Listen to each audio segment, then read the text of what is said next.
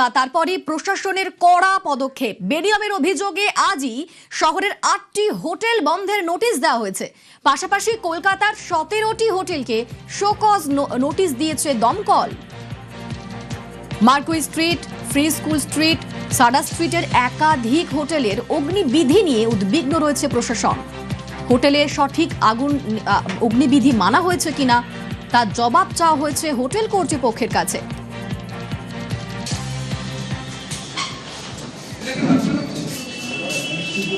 আমার সঙ্গে সরাসরি রৌনক রয়েছেন। রৌনক, তুমি তো সকাল থেকে হোটেলগুলো ঘুরে ঘুরে দেখলে, সেখানে ইতিমধ্যে 8টি হোটেল বন্ধের নোটিশ দেওয়া হয়েছে এবং তারই সঙ্গে 17টি হোটেলকে শোকজ করা হয়েছে। এই হোটেলগুলোর বিরুদ্ধে মূলত কি অভিযোগ, কিভাবে চলছিল হোটেলগুলো?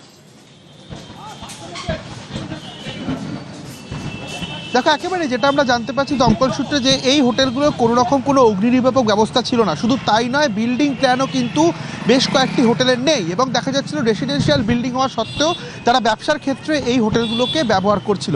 নিউ মার্কেট থানা এবং নিউ মার্কেট থানা সংলগ্ন প্রায় 500টির কাছাকাছি হোটেলকে ইতিমধ্যে পুলিশের তরফ থেকে শনাক্ত করা হয়েছে এবং তোমাকে জানিয়ে রাখবো, গতকাল এবং আজ মিলিয়ে মোট 13টি হোটেল সম্পূর্ণ বন্ধের যে নোটিশ, সেই নোটিশ দেওয়া হয়েছে সেই হোটেলগুলিকে।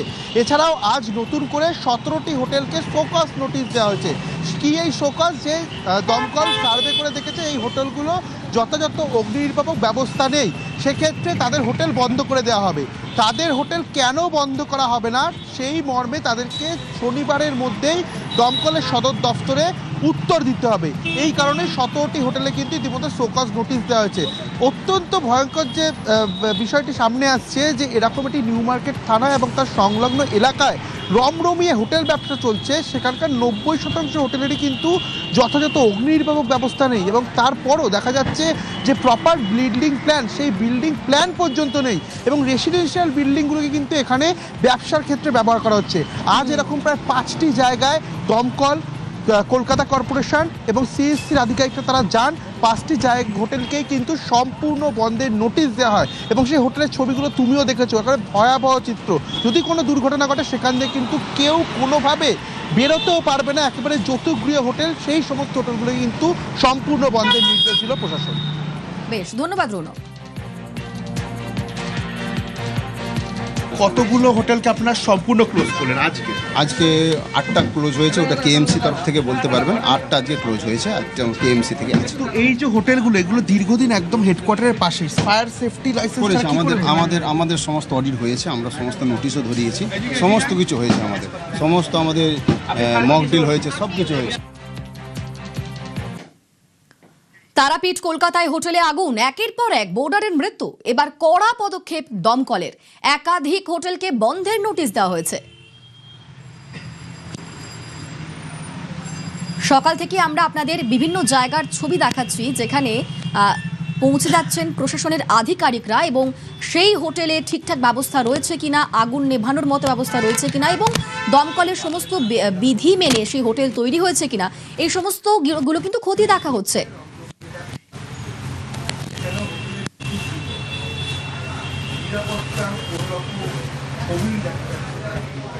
মার্কিউ স্ট্রিট, মির্জা গালিব স্ট্রিটের যে হোটেলগুলি তা কার্যত যৌতুকগৃহ।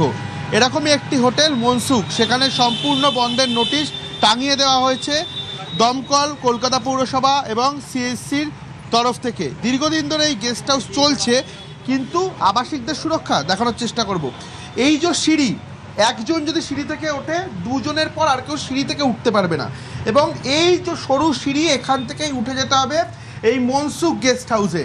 এইখানে এসে দেখা যাচ্ছে কি একটা সরু ফালি, এরকম গায়ে গা লাগানো রুম। কোথায় রয়েছে ফায়ার অ্যালার্ম?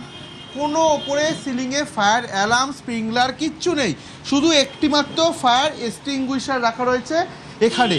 এ যেন হোটেলের যৌতুকগৃহ এবং এখান থেকেই যদি কোনো মতে ওঠার চেষ্টা করি, আমরা দেখানোর চেষ্টা করি ভয়াবহ অভিজ্ঞতা। একজনে এখান থেকে আমরা যেতে পারবো না এই সিঁড়ি থেকে। কোনোভাবে যখন যাচ্ছি, এই যে দেখা যাচ্ছে বাইরে সিএসসির বৈদ্যুতিক লাইন, কতটা এখানে অবহেলায় আবাসিকরা থাকে, কোথায় তাদের নিরাপত্তা, এবং এই সরু সিঁড়ি দিয়েই যাতায়াত করতে হয় আবাসিকদের। যদি কোনো ধরনের দুর্ঘটনা ঘটে দমকল তো ঢোকা দূরের কথা, দুজন দমকলের আধিকারিকও এই সিঁড়ি দিয়ে যেতে পারবে না। এবং এই হোটেলটি দীর্ঘদিন ধরে মার্কিউ স্ট্রিটে রমরমিয়ে ব্যবসা করছিল। আজই দমকলের তরফ থেকে এবং কলকাতা পৌরসভার তরফ থেকে আসা হয় এবং ইতিমধ্যে এই মনসুখ গেস্ট হাউস সেটাকেও বন্ধের নির্দেশ দেওয়া হয়েছে। ক্যামেরায় দীপকের সঙ্গে রৌনক, নিউজ 18 বাংলা, কলকাতা।